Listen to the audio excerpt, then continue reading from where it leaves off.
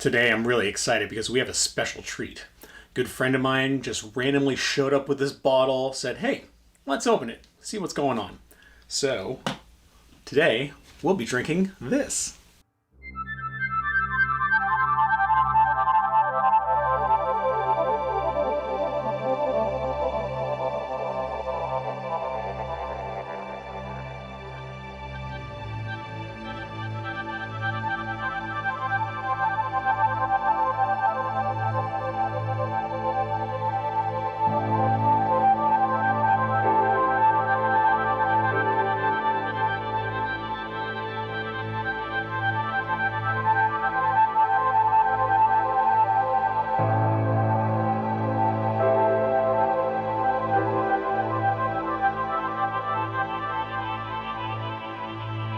Parker gave this wine 94 points, stating that the wine, quote, ranks with the finest Matanzas Creek and Newton Merlots. It is a large-scaled, rich, ostentatiously styled, chocolatey flavored, full-bodied Merlot with deep color saturation, plenty of gutsy, chewy fruit, full body, and excellent purity and balance.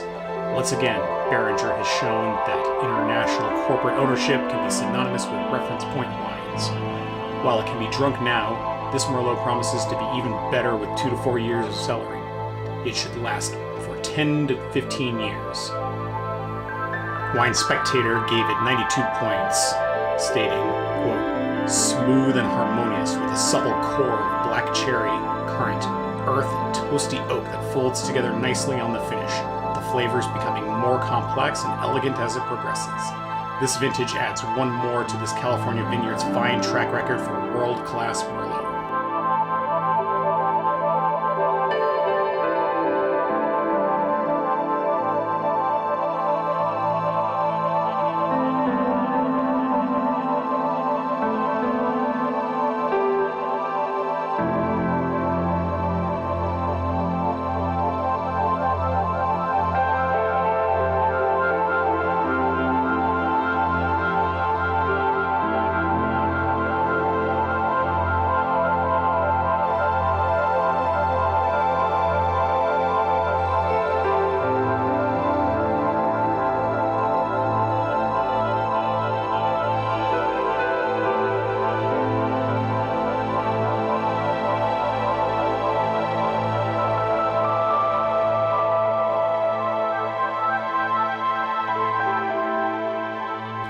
That's right, a 1992 Merlot, single vineyard from Beringer.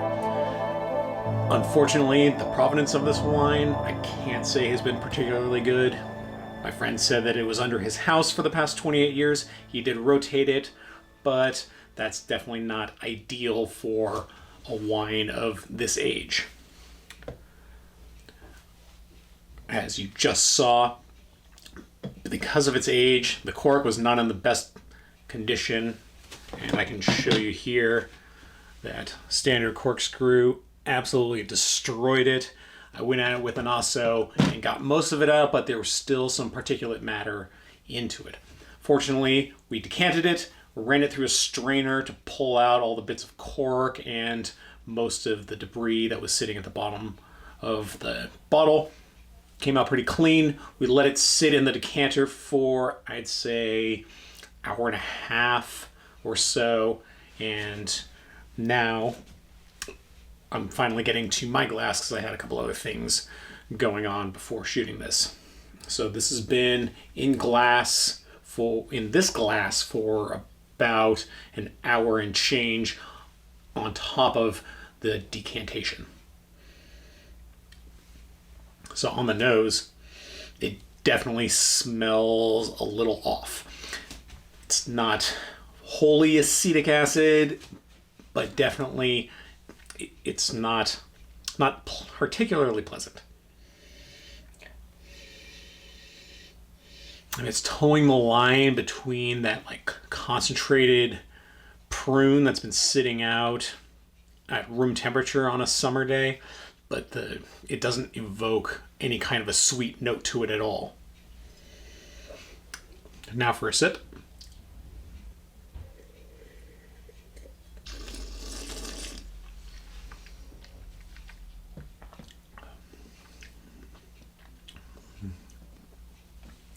There's still just like a little bit of fruit to it.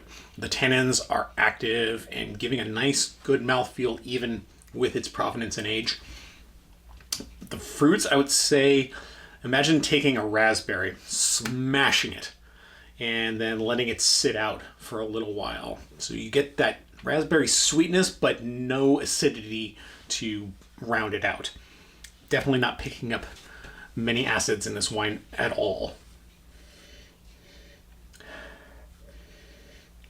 And it's an interesting combination with how funky the nose is to try to process what kind of flavors are coming across.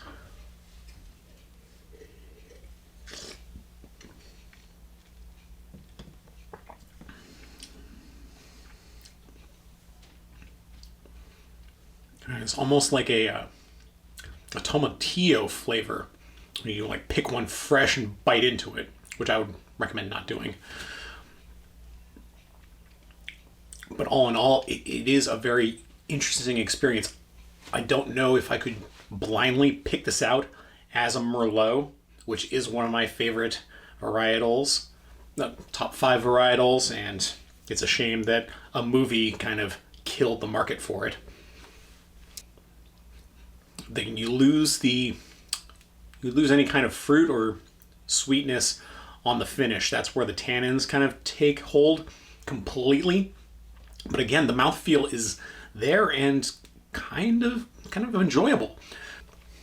Given where this wine is right now in terms of age, flavor, I would probably prefer this to be paired with a big, rich meal.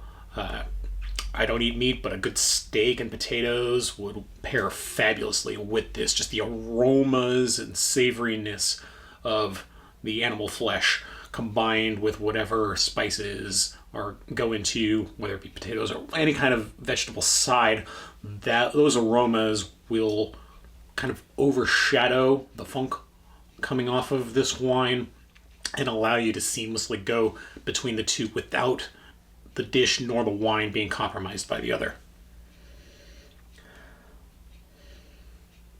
And once you can get over what the nose is pushing, then it is still a very solid wine. I feel like there's just a little more as it's being absorbed by my palate. I can sense the red fruits there, albeit they're still musty and aged, but I get a little more bloom from them towards the end of the mid palate. Not getting much exposure in my cheeks, maybe a little here I can pick up some flavors, but it's not all encompassing towards the roof of my mouth. So if you're one of those fortunate individuals to have a couple bottles of these stored properly, now is probably the time to crack at least one of them open and find out where the wine's at. You're going to get a little better flavor, or take that back. You're going to get a lot better flavor than I did, I would hazard. And the wine in and of itself, even if it's been locked away in a cooler or a wine bank for years, we're getting close to, if not past its peak. So pull them out, drink them down, share them with your friends, make it an awesome gift to surprise somebody with, kind of like what happened today. All things considered, leaving this wine out overnight and trying it tomorrow is probably a fool's errand. It's going to be toast. So instead of that, I shall toast what I have left to everybody out there and hope that you have a bottle of something nice open today as well and can enjoy that as I enjoy this.